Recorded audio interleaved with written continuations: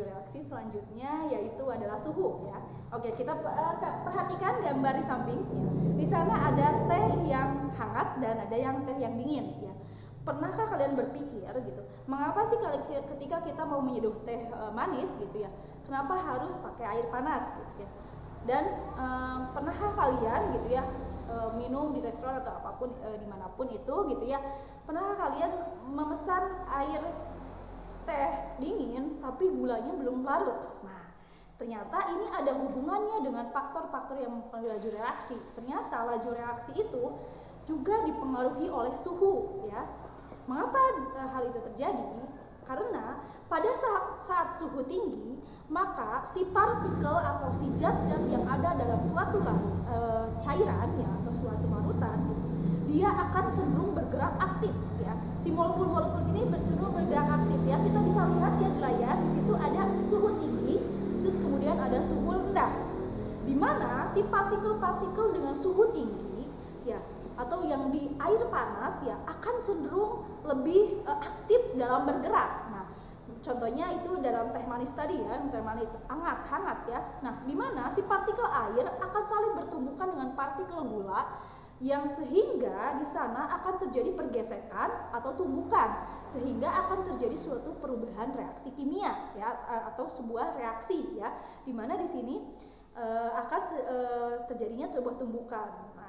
Oke, terus kemudian kalau untuk suhu rendah, ternyata si partikel yang ada dalam air ya dengan partikel gula itu, karena si partikel air ini bergeraknya tidak secepat yang panas gitu.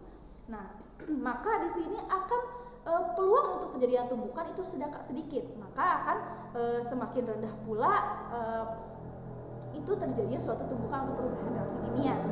Kita bisa perhatikan juga di sini atau ada animasinya di sana.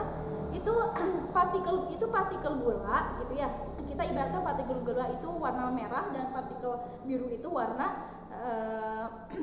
untuk partikel air ya. Nah, ketika partikel panas itu biasanya cenderung si partikelnya tuh bergerak seperti ini. Nah, maka kelihatan ya akan sering terjadinya suatu tumbukan atau tubrukan ya partikel gula dan partikel air. Sedangkan kalau misalkan dia suhunya rendah, maka dia si partikelnya itu akan lambat ya, partikelnya akan lambat bergerak sehingga peluang terjadinya tumbukan itu lebih sedikit. Oke. Itu untuk suhu.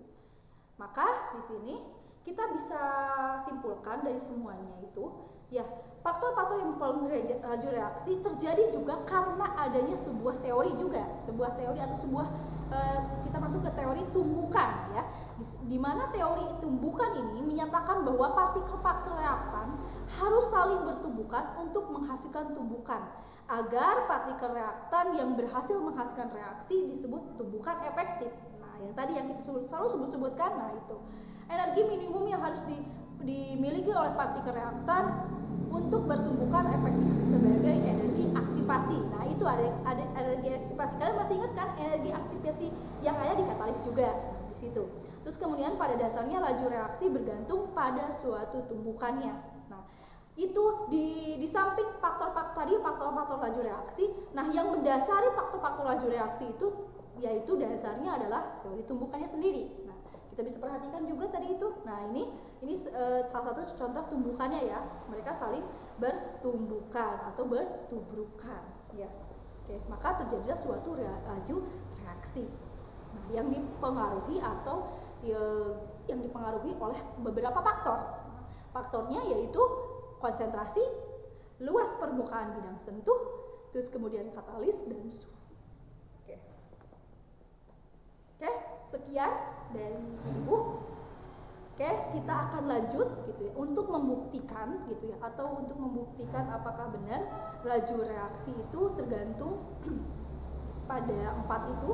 Ibu akan mendemonstrasikan beberapa faktor-faktor laju reaksi yang Ibu akan demonstrasikan, yaitu luas permukaan bidang sentuh dan suhu ya.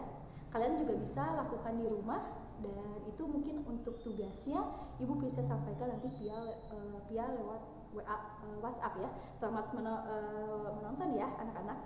Keep on watching.